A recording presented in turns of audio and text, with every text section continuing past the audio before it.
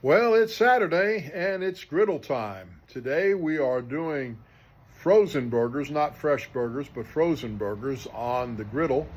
My wife picked them up at a good price. They were 32 in the box and we got them for $11.67, I believe. So that was super cheap. And so I've got them on the griddle right now.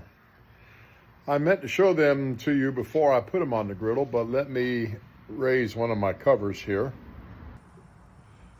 Since they were frozen, I am cooking them on my wire rack. That way they will not burn, because these burgers came frozen in the box instead of a fresh, and they're not that thick either. So we'll just keep an eye on them while they're cooking, and I've got my temperature all the way turned up and starting to smell pretty good. Well, they have been on the griddle on my wire rack for about 7 minutes, and we are going to go ahead and flip them and see what they look like. So I hope they are looking good. Well, starting to develop a nice color.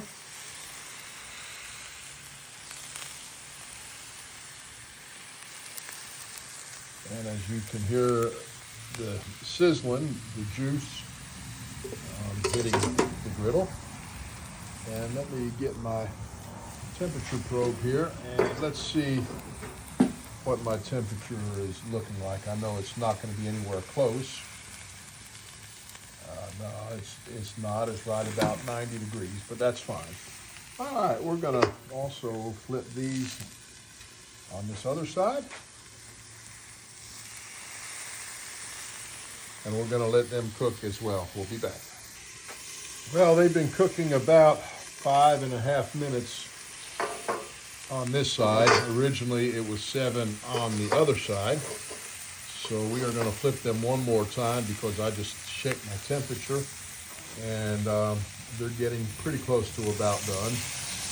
I do cook my burgers to 165 degrees as recommended because we do not grind up the hamburger and make them ourselves. And even at 165 degrees, since I'm cooking them on the wire rack, they'll still be nice and juicy.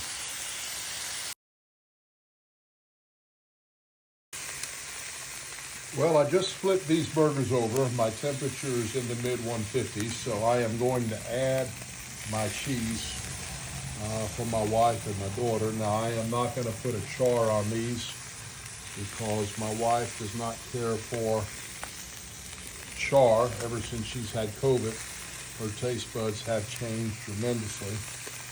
So we will do what we can to make them happy. But on these other ones, I will char a couple of those because I like to char just like most of you do. And just checking my temperature. We are in the 150s as well. So we'll give it just another minute or two and then we'll give them a char. All right, let's check our cheese here. And it looks nice and melted. So we are going to go ahead and pull them off. But before I do, I'm going to char this burger here. I pull these off.